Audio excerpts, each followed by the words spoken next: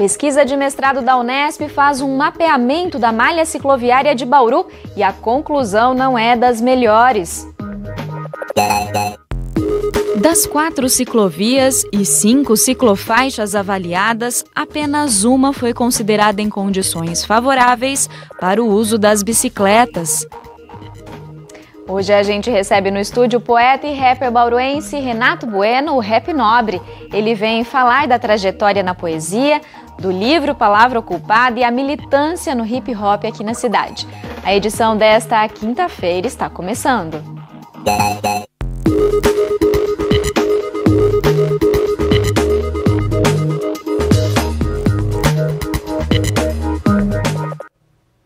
Boa tarde. Uma pesquisa de mestrado em arquitetura na Unesp mapeou a malha cicloviária aqui de Bauru. Foram mais de 200 ciclistas ouvidos, 21 quilômetros de ciclovias e ciclofaixas analisados e uma conclusão: ainda há muito a melhorar.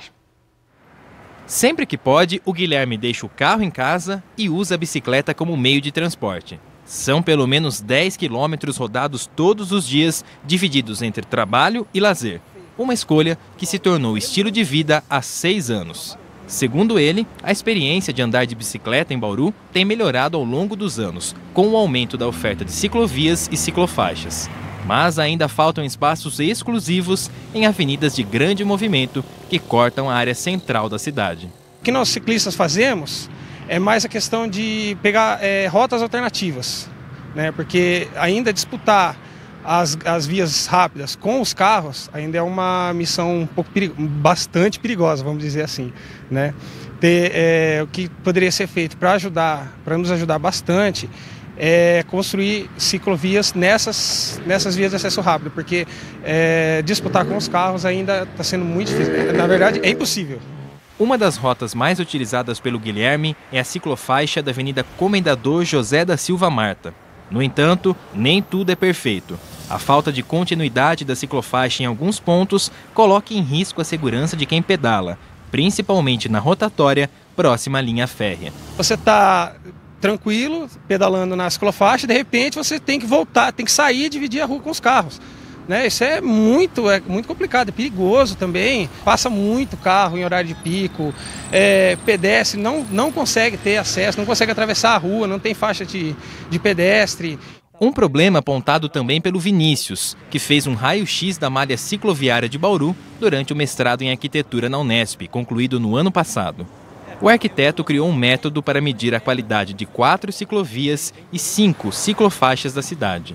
Ele ouviu mais de 200 ciclistas e avaliou aspectos técnicos, como largura da pista, tipo de pavimento e estado de conservação das vias destinadas ao uso de bicicletas. O que atrapalha muito o uso é um pouco a criminalidade, tá?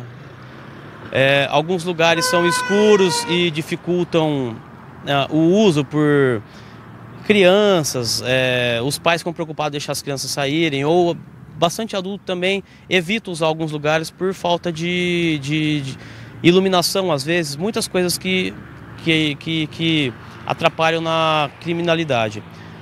Outra coisa é a segurança. A segurança por falta de pintura, falta de sinalização, às vezes a vegetação numa altura incoerente com uma ciclovia ou com uma ciclofaixa. É o caso da ciclovia da Água Comprida. A vegetação invade a área das bicicletas e a baixa drenagem na região provoca um desgaste do piso. Do outro lado da cidade, na Nações Norte, mais problemas. O espaço reservado para os ciclistas é insuficiente e a falta de recape na rua diminui a vida útil da sinalização. O sistema cicloviário bauruense tem 21 quilômetros de extensão, divididos em ciclovias e ciclofaixas. No estudo do Vinícius, apenas a ciclovia da Avenida Rodrigues Alves, na altura do núcleo Otávio Razi, foi considerada favorável ao uso das bikes. A gente tem um ótimo sistema de drenagem, iluminação, temos uma proteção lateral. É o sistema mais seguro que tem na cidade, embora seja do lado de uma rodovia de alta velocidade, digamos, tá? A única coisa que a gente não tem aqui é o estacionamento para bicicleta, que nenhuma em Bauru tem, e a continuação física com as demais ciclovias e ciclofaixas.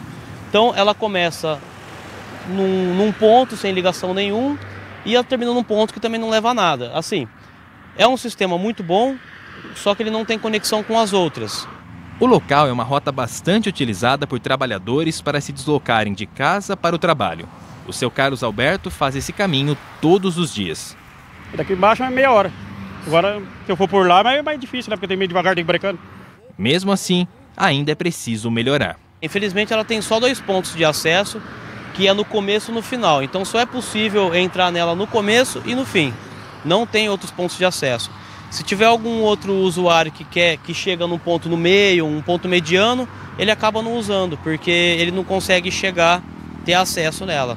Uma situação que deve mudar com a chegada do Plano Municipal de Mobilidade, coordenado por essa arquiteta da Secretaria de Planejamento de Bauru.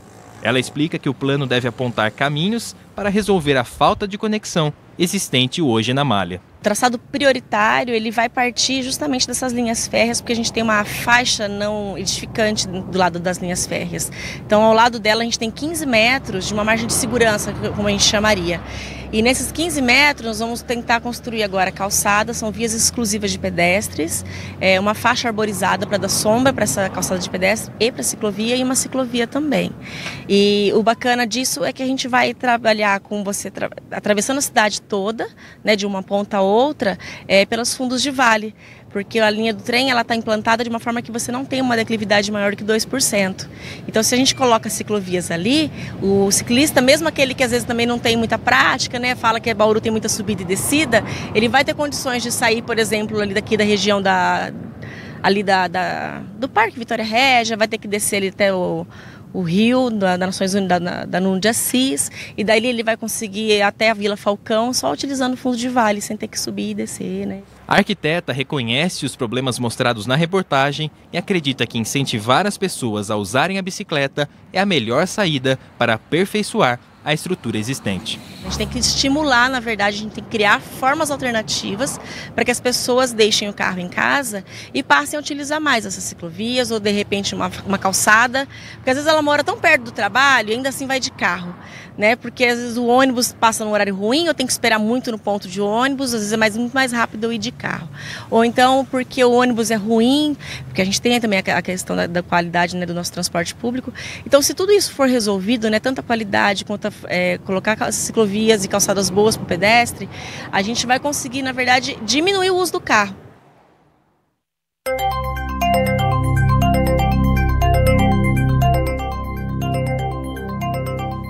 A chuva chegou a Bauru, vamos saber se ela se mantém nos próximos dias. As informações são do IPMET e do CPTEC. Chove neste momento em diferentes pontos do estado de São Paulo e a previsão é de que essa condição se mantenha amanhã na faixa leste. Em Bauru, o tempo nublado também predomina, mas a probabilidade de chuva é baixa. Já as temperaturas começam a cair nesta sexta-feira. A umidade do ar agora está em 69% e são registrados ventos de 9 km por hora. Hoje os termômetros ficaram entre 17 e 24 graus. Para amanhã, mínima de 11 e máxima de 21 graus. Nosso assunto agora é a arte como instrumento para questionar e buscar mudanças na sociedade. E a poesia é uma dessas formas de alcançar transformação. Sobre isso, nós conversamos hoje com o poeta e rapper bauruense, o Renato Bueno, que é conhecido como Rap Nobre. Ele é um militante ativo aqui na cidade e um dos idealizadores da Biblioteca Móvel Quinto Elemento, é organizador também do Sarau do Viaduto e autor do livro Palavra Ocupada. Muito obrigada, Renato, pela sua presença aqui hoje. Eu que agradeço. Bom, vamos começar falando um pouquinho da sua militância, né, no movimento hip hop. Como que ela começou? Praticamente que meados de 97. Sou morador de Bauru, da periferia de Bauru, aqui do bairro do Geisel. E eu era muito fã de quadrinhos. Eu colecionava quadrinhos, HQs. E todos os meus amigos, eu me via como um estranho às vezes. Meus amigos querendo ir para os bailes de rap e tal. E eu não tinha dinheiro, só adorava colecionar HQs, né, e tal. E aí, aquele movimento, os meninos indo pro rap, os meninos dançando, e eu queria saber o que era o breaking, o b-boy e tal. E acabei mergulhando de cabeça nesse universo. E eu lembro que eu vendia minhas HQs para poder ir no rap e tal. E fiz parte de uma ONG chamada Quilombo Interior, que foi uma das primeiras ONGs que de certa forma organizou o hip hop enquanto movimento coletivo, né, buscando fomento editais, via os editais, para a gente trabalhar com arte e educação, né, através do hip hop. Mas foi em meados de 98, de lá para cá, até ativamente mesmo eu fiquei até 2006. Depois tive um tempo, fui fazer outras coisas e voltei a partir de 2011, né, já na segunda semana do hip hop de Bauru, eu já voltei ativo ali para trabalhar com o pessoal. E como que essa sua atuação, né, ela te levou para a poesia? Esse foi o caminho? Na verdade, assim, o hip hop ele sempre teve muito vinculado à questão da poesia, né? O rap, né? Ritmo, amor e poesia, a dança, o grafite, a arte. Então tava tudo muito... tava ali já formado isso aí. Acho que talvez a gente não conseguia enxergar, de certa forma, isso. Mas o que realmente me deu o start, assim, foi um livro chamado Capão Pecado, do Ferrez. É um livro que foi traduzido para diversas línguas, se firmou como um romance da literatura marginal periférica, né? E com esse livro o Ferrez, praticamente, eu acho que ele deu um start, né, no que a gente chamou de literatura marginal periférica. Depois veio o Saraus, da Cooperifa, que acontece em São Paulo com o Sérgio Vaz, poeta Sérgio Vaz. E de lá para cá, assim, eu vim mergulhando em outras literaturas de outros gêneros e não parei mais. E descobri que a poesia do hip hop, a poesia do rap, é uma poesia lírica com todas as suas propriedades, qualidades, enfim. E isso te levou para a academia? Me levou para a faculdade, né? A gente está acostumado a ver, às vezes, o efeito contrário, né? A faculdade, a universidade só produziu conhecimento. Eu fui, talvez não, eu fui para a universidade cursar letras por conta da minha vivência, né, de todo o aparato que eu tinha com a literatura periférica. Claro que tive contato com outros escritores, outros poetas, e poetas, né, escritoras e poetas, que eu não tinha contato às vezes na rua, não tinha contato, né, no círculo, no movimento hip hop. Mas sim, o hip hop me levou, o hip hop e a literatura marginal periférica me levou para a faculdade. Bom, e de toda essa trajetória, né, o resultado está aqui, o livro Palavra Oculpada. Bem instigante esse título, né? Primeiro gostaria que você falasse um pouquinho dele, Legal. Né? O que ele significa? Bom, Palavra Oculpada, ele tem... A gente buscou aí um neologismo, né? O nome do livro não seria esse de início, seria Escritas Quebradas. Aí numa conversa com a minha esposa, a gente estava conversando, ela falou assim, olha, eu acho que o livro tem uma outra cara. Aí ela falou palavra, a gente estava descobrindo palavra, e a gente chegou no Palavra Ocupada, e aí a gente buscou desenvolver um conceito. E o livro é tudo isso mesmo, é tudo uma ocupação da palavra. E culpada, a culpa é da palavra por eu estar ocupando ela, né? Essa ocupação que eu faço da palavra, da poesia, tem todo um sentido de resistência, né? De ocupar, de estar ali, de fazer uso dela como ela até necessita, de certa forma, sem qualquer preocupação em construções poéticas, em estruturas, realmente ser um poeta livre ali da palavra, né? E foi um trabalho colaborativo, né? Você contou com a ajuda de algumas pessoas para ter a publicação desse livro. Escrever no Brasil é muito difícil. Literatura, e a gente tem uma literatura muito rica, né? Uma contradição. Eu tive um livro independente, tive ajuda aí do Lucas Mendes na diagramação. A revisão toda do livro foi do poeta Nibrizante, lá de São Paulo. Na parte gráfica, eu tive a ajuda do Gabriel Rangel, que fez uma ilustração maravilhosa, um trabalho fantástico, né? E também tem o prefácio do poeta José Brandão, daqui de Bauru, né? Um prefácio muito bonito, por sinal. E esse livro te abriu portas? Sim, com certeza. Na militância, inclusive? Não, acho que não só para mim, né? Semana passada eu estive em São Paulo fazendo o lançamento do livro na Red Bull Station, né? Um lugar que eu nunca nem pretendia, né? Não tinha pretensão. Mas aqui em Bauru, por exemplo, né? Ver outras pessoas vindo até mim, buscando como é que faz, como é que é, quais os caminhos. Mesmo. Isso, buscando até os caminhos, como é, né? Que realmente é difícil. Só quando a gente, né, geral e ISBN, toda essa parte, que existe uma parte burocrática muito grande, né? E a gente não tem o aporte editorial de uma editora, né? Então, vencer barreiras mesmo, é resistência, né? Uma poesia de resistência até nisso, né? Inclusive, né? Um grande exemplo. E para quem ficou interessado em acompanhar o seu trabalho, como que pode comprar o livro, te encontrar? Bom, nós estamos nas redes sociais, né? Tem lá o Facebook, Renato Bueno, Rap Nobre, tem o Instagram também, né? Renato Rap Nobre. O livro hoje está sendo vendido na loja Salve, aqui em Bauru, sendo vendido também todos os sábados. A gente faz ocupação literária com a Biblioteca Móvel Quinto Elemento, na quadra 5 do Calçadão da Batista, e a gente está fazendo a venda lá, e também quem a gente se tromba pelas encruzilhadas da vida.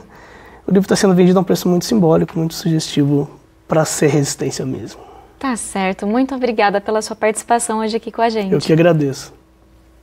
E o Unesp Notícias fica por aqui. Acompanhe a TV Unesp também pelo site e pelas redes sociais. Eu te vejo aqui amanhã. Um bom fim de tarde.